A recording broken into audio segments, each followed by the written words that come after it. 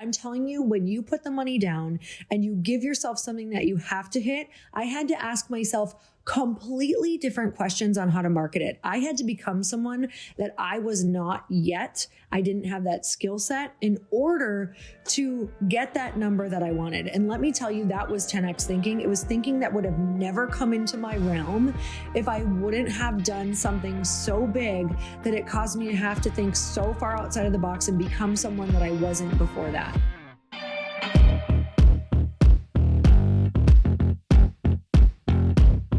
And we're back with another episode of He Said, She Said. Okay, before we start this episode, you are now officially on notice. There are three spots left at the dinner series. And to understand what the dinner series is, we have taken our whole network. Like, this is a huge event, big dinner. We've taken our network, the best of the best in our network, assembled them in one place 3 times this year, and created activities, exercises. They're going to create the collisions that you wish you had. I'm going to be bold enough to say that what we've created will take you 3 to 4 years or more to create on yourself in order to have the network you'll have if you come to the dinner series. Babe, I'm so freaking excited about this, not only because the dinner series is going to take them to the next level, but because we did not even plan how perfect the topic of this podcast that we are about to talk about is, and how it is the exact answer to what we're about to talk about. Yeah, you're right. Because we're going to talk about like why 10x is better than 2x based on, Dr. Benjamin Hardy's book. And we're going to get into a whole bunch of things about his books in a minute here. But the truth is, you can inch along this year, and then you can inch along a little more next year, and then you can inch along a little more the year after that. Or you can go freaking rocket ship status and change your network overnight, making our network your network. If you are that person who is like, what do I have to do this year? How am I supposed to get to the next level? And you're thinking it's more strategy. It's not. Nope. It's who you know. It's what rooms you're in. And it's about taking that big, giant leap that gets you to the next level. Now, here's the deal. By the time you hear this, you've got just over 2 weeks before the dinner series happens on February 1st in Scottsdale. And there's 3 spots. So I'm not kidding. Right now, hit pause. Go to loriharder.com/dinner. I am not even playing. Hit pause. Go to loriharder.com/dinner. Check it out. And honestly, at that point, you're making a decision if you are all in this year in radically up-leveling your network, or if you're just going to keep putting it together yourself. Okay, so we want to get into this podcast because I was so, I don't even know, like giddy today. I ran up to Chris at the gym and I was listening to this book, 10X is Better Than 2X by Dan Sullivan and Dr. Benjamin Hardy. And this is now the second book we've read from Dan Sullivan and Benjamin Hardy. So it's Dan Sullivan's teachings with Benjamin Hardy, who is writing the book. Yeah, it's really, Benjamin Hardy's books, right? He's just kind of using his friend Dan's teachings that he keeps pulling in. And major props to this guy. Like, I'm so glad we found him in his books. So what are his other books? 10X is better, 10X is easier than 2X. The Gap and the Gain. Oh God, I've been loving The Gap and the Gain. Like, changed my whole perspective. And Who, Not What. And he even talks about how with Who, Not What, like he was the who was writing the books for Dan Sullivan, who was the coach who made all the trainings. And it's like, Dan wasn't necessarily going to write all of these now best-selling books, but Benjamin was the writer who connected with him to be like, hey, I love your teachings. I would love to write about them. And now they both have these incredible best-selling books. I mean, hundreds of thousands of books they have sold. Well, major shout out to Dr. Ben Hardy, because like, if one of you know him, tag him in this. Dude is awesome, and I can't wait to meet him. His books, the best. I will tell you, I'm only like a few chapters into 10X is Better Than 2X. I've already dropped this into all of my friends groups saying this needs to be your next read. Like, for real. It's like how much I love The Big Leap. I'm feeling like that's going to be this book for me. Okay. So let's get to talking about what this book is about. The preface of this book is obviously the title. 10X is easier than 2x. I think we've been saying better. 10x is easier than 2x. And I was like, okay, what is this going to be about? Because I don't know a world where that is necessarily true. And this book really goes into breaking down why. And 100% I can sit here and say, looking back on my life, my 10x leaps have been easier than sitting in 2x. Let me back up and explain where it came from. So essentially, there was a guy who was in a mastermind, and he was in a mastermind with a bunch of other people. And the teacher from the stage said to the group, he said, okay, so what I want you to do is you're going to break out and you're going to write down with a partner what you could do to 2x your business this year. And so he goes with his partner and he's, thinking about the things he could do to 2x his business. And he says to his partner, he's like, this question is really stupid because if we want to 2x our business, all we're going to be writing down is the same things that we're already doing, just maybe more of them, maybe something a little different. But if we want to really know how to multiply our business, we need to think of how to 10x it. Because if you're thinking of how to 10x it, you won't even be thinking of doing the same things, and you won't even be thinking about doing them with the same people. You won't have the same network, and you probably won't have a lot of the same staff. So when you think of it that way, it's like these giant leaps that make you think completely different and outside of the box. Yeah, I'm just not interested in the incremental growth. I'm just not interested in, and some of you are built this way too, in like, okay, well, let's just improve our goals a little bit this year and then a little bit the next year. Now, listen, I understand we're not all built the same. But if you are like me, if you are like Lori, you're not interested in that, but you won't have those radical shifting ideas if you don't ask yourself the better questions. And the better question is, according to this book, what would I have to do to 10x my results next year, not just 2x my results next year? And it's the old saying, it's better to shoot for the moon and land among the stars, right? The point being, you are probably not going to 10x your business next year. I hope you do. But what if you ask yourself this question, get better answers, implement many of those answers, and end up 3xing it, 4xing it, 5xing it? What if you fall a third of the way to your goal of 10xing it? Holy crap. Can you imagine if you went from 100 grand to 300 grand this year, or 300 grand to 900 grand this year, or if you went from 500 to 1.5 million, or a million to 3 million? Imagine what would happen if you just 3x'd. But that doesn't happen when you're saying, how do I get a little bit better? Mm-hmm. You're going to be saying that forever. And then you're going to grow tired of these small incremental improvements, watching everybody on rocket ships around you. We've had examples of this in our life. We have always done this. I'll give a couple. Lori, give a couple. What's one of your examples where we've done this in life? So I was thinking about this while I was listening to the book, and immediately the first thing that came to me, because it was, back in one of the beginning of my career, is when I decided to do the Bliss Project event. When I was like, I went from 0 events, like I had done small events, I guess, like, 5, 10 people in person and did little things like that. And we also had spoken on some stages with our network marketing company. It's really hard to break out of that if you are not out in the world.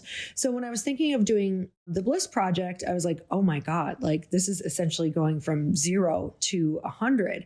And at the same time, I was looking at my career going, God, how do I get on this stage and that stage and on this podcast and that podcast? And could I have continued on the path that I was on with writing emails and, them asking me what stages I had been on and not really having ones that apply to them to be able to show them, and being rejected over and over and over again, and wondering, why am I not being asked to speak? Why am I not being asked into these other groups? Well, it's because I wasn't creating these experiences for myself. I wasn't creating proof for these people that I was worthy of their stages, yep. Meaning, could I handle these stages? Did I have enough value to offer? So I went from 0 to saying, you know what? I'm going to 10x what I'm doing in this particular arena. If I want to be a speaker and an author, I have to do something so big that it puts me on the map. And so instead of doing little tiny things that I was hoping would get people's attention and doing them consistently, I mean, at the time it felt like a lot, Chris. I was like, but I'm doing this, I'm doing that, I'm doing this, I'm doing that. I'm so busy.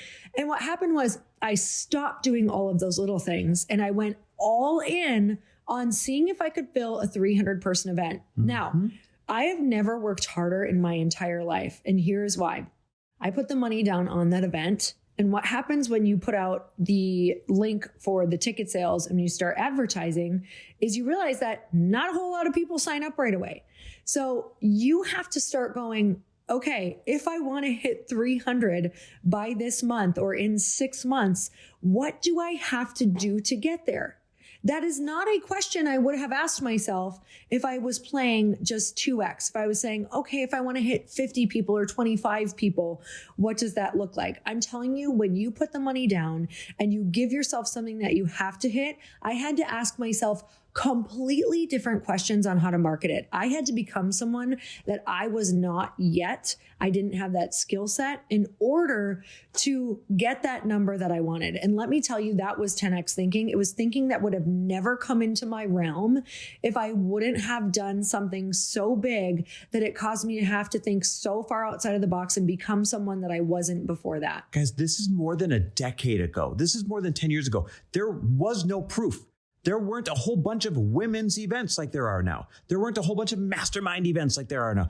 There was no real evidence that this would be a thing. Lori was like, I got a vision. It's going to cost us about $100,000. I'm signing the contract and the people are going to come.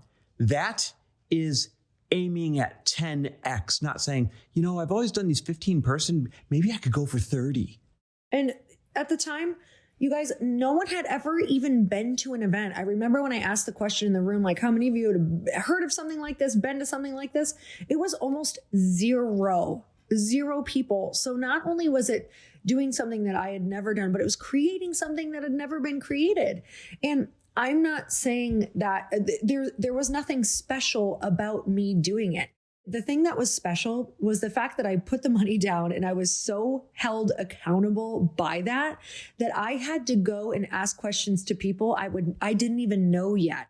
I had to go make connections of people who had events that I had no idea who they were, to ask them questions of how this worked, had to go learn new things. I had to stretch to be someone else. And that's what a 10x leap is. Yeah, I did it too. So I didn't always have this personal brand that I have. For those of you that have been listening the last 3, 4, 5 years, you probably think I've had this thing forever. I've only had it for 7 to 8 years.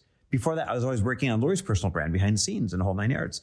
And when I, decided one day, like, hey, wait, I kind of want to get back into being out front. I want to have my own personal brand. I want to build this podcast. So, I had this idea at the time. It was back when the podcast was called For the Love of Money. I knew I wanted to monetize it. I knew I wanted to bring it to real life somehow, not just have a show. So instead of taking the traditional route that everybody else does, what do they do when they start a personal brand? They think, well, what would be logical for me to launch? I know I'm going to start with a small course, maybe $199. And then they say, okay, what would be next? I know I'm going to do a larger course, or I'm going to do a small event with, $400 tickets or a $400 course or something like that. No, I said, I don't want to creep my way up. That sounds absolutely not exciting to me. I started at the top and went backwards. In other words, how do 10x is easier than 2x? I said, I can start a mastermind.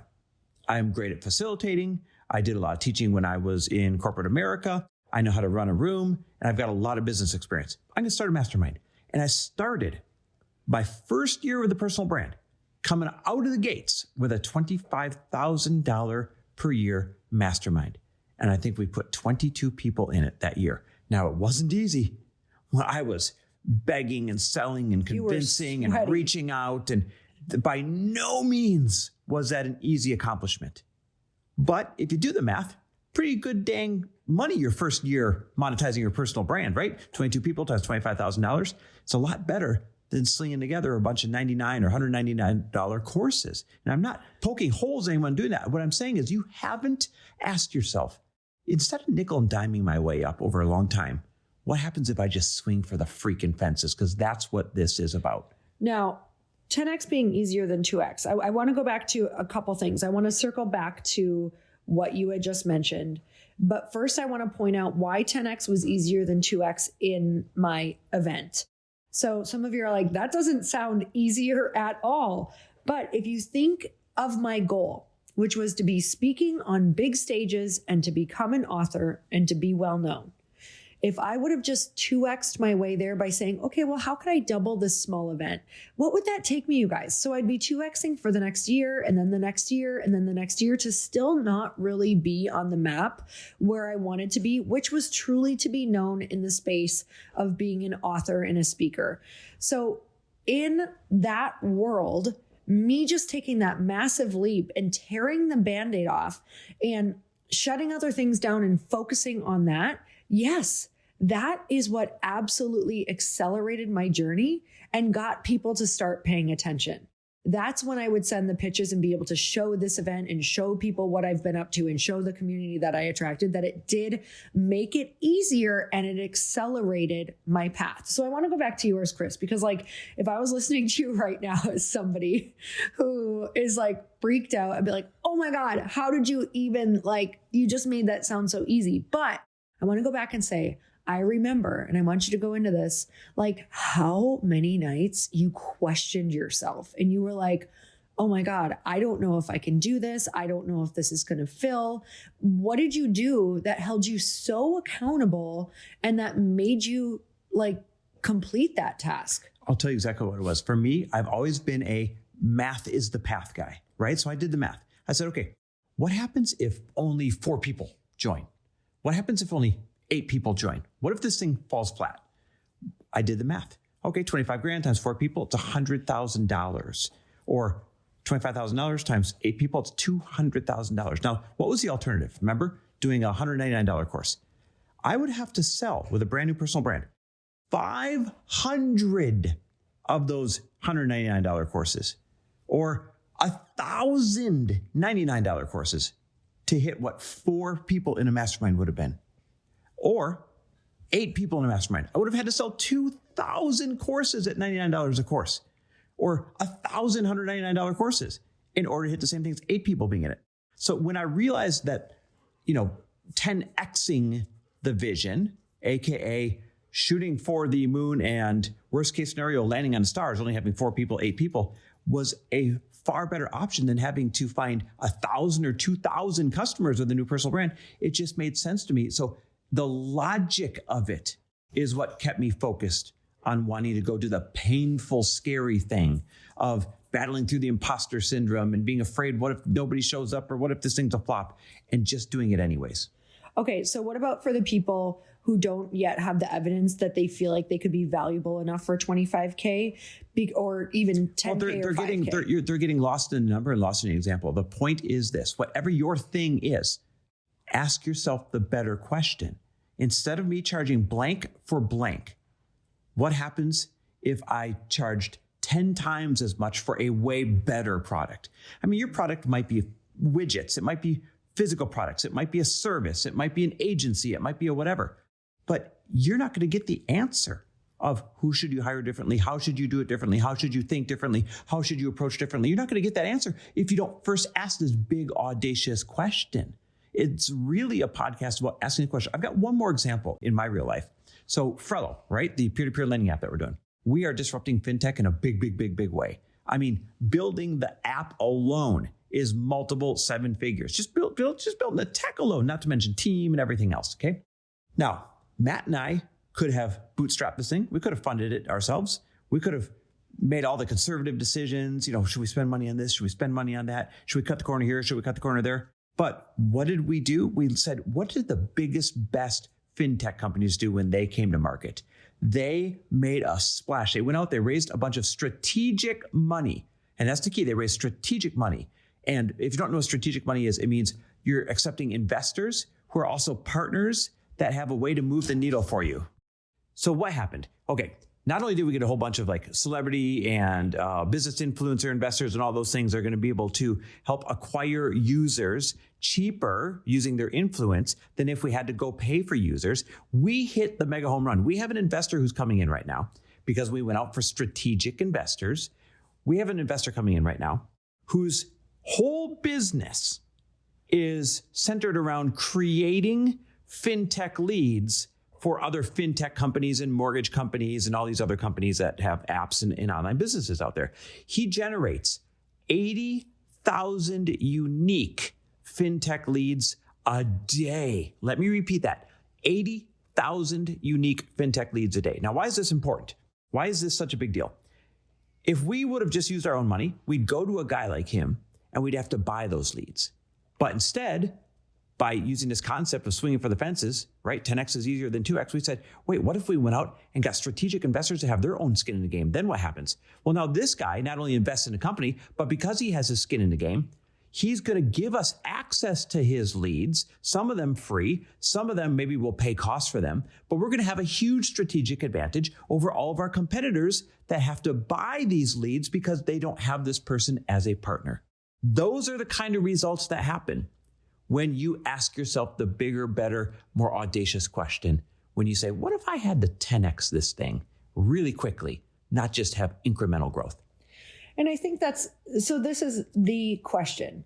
And maybe it's not even asking the question, what if I had to 10x this program? Maybe it's asking the question, what if I had to 10x my income? Because you might be shocked at what comes out of that. It might mean that you are completely letting go of things that you never pictured letting go of. I mean, Chris, I know you have some things in your life that were like, oh my God, you may not do this other thing, or you may not do this thing. Like when you start asking these bigger questions, and it kind of flips your life on its head in the best way. So something you could do that's really fun is to ask this question to yourself, journal on it, ask it of your partner, ask it of your friends, ask it out at the next friends dinner you're at to each person, because it's such a fun question that I feel like just accelerates your path. Yeah, I couldn't agree more. Hey, ask it at the dinner series. Ask it at the dinner series. Maybe we'll ask it. Yes. All right, guys. Well, hopefully you get the concept that asking a bigger, better, more audacious question is going to create new ways of operating, new ideas of approaching it, new radical shifts that you'd have to make that you just won't even think of if you're focused on normal incremental growth. And again, huge shout out to Dr. Benjamin Hardy. Whenever we get to meet this dude, I can't wait, because your books are freaking awesome, dude. All right, you guys, we're so grateful for you, and we hope to meet you at the dinner series. And remember, those spots are super limited. They may be gone in the next week, and we can't wait to see you there. All right, guys. Thanks for listening. Love and appreciate you.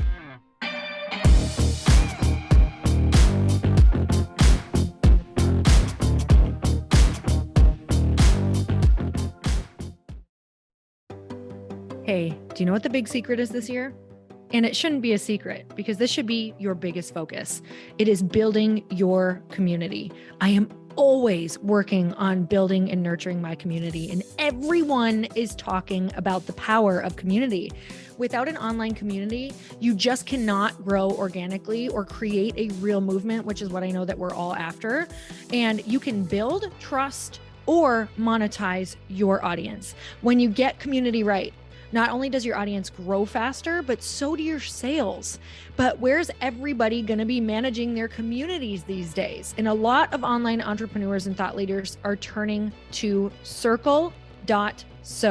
Circle is an all-in-one community platform. It lets you host content and create discussions, live streams, group chats, and memberships all under your own brand. And what's so cool about Circle.so is that you don't even need a website or Facebook group. Instead, Circle lets you build your own community site where you can host content and manage your members. You can even create locked and unlocked content spaces, groups, and classes. How freaking cool is that? You can put your content behind a paywall too, and you can charge different amounts of money for different spaces on your community site. Circle.so is famously easy to use, and it has a free 14-day trial for you, so you can go check it out, see if you like it, see if you love all the options.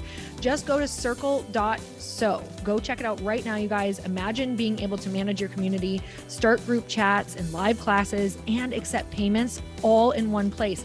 Kind of mind-blowing, since this is usually spread all over the place. You have to log into so many different things. If this is the year to capture, organize, and monetize your community, head over to Circle.so. You can get a free trial and start building your online community right now. Just go to Circle.so. You guys, you get the 14-day free trial. So just go and see if it's for you. It's going to streamline everything and make your life so much easier. It's so freaking cool.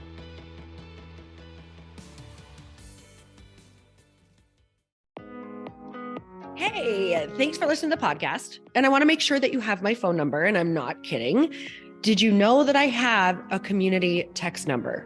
For real. My phone number is 310-496-8363. This goes directly to my phone. All you have to do is text the word daily to 310-496-8363. And I literally text you every single day, Monday through Friday. I actually just got done 30 seconds ago texting a bunch of people back. And I talk to you all of the time. You guys, people always ask me how I got my community text number and how it works. Well, all you have to do is you can just go to community.com and get your own. Community makes it easy to get a phone number that you can use to build your audience using text. People just text you at your number and they're added to your group. Then you can text them out audios, video links, anything you want. You guys, I text out happy birthday videos. I love to send podcast links, thoughts about life, book recommendations, different events that I'm doing in the local area. Texting gets me out of the noise of social media and directly into your hand. And now you can start texting your people too. Just go to community.com to get your phone number. They give you a 10-digit real phone number, not those weird short codes that look like spam, but it's more than a phone number. Your new number comes with an inbox for SMS and texting. This means you can actually manage your text list from your computer and an app on your phone. You can schedule text to send at certain times and to certain groups. You can even set up auto replies or let your assistant or customer service team answer your text messages via Community's awesome dashboard. Just go to community.com and ask for a free demo. They'll show you how it works and get you your number. It's time to start texting your audience versus just posting on social media. Everyone uses Community for that. So go check them out at community.com. I can tell you it's not just great for communicating with my audience, but Chris and I use Community and our texts to also sell out our launches. I'm telling you, you get such an incredible response because you really are creating a true deep sense of community and it's so intimate. It's freaking amazing. Go check it out at community.com.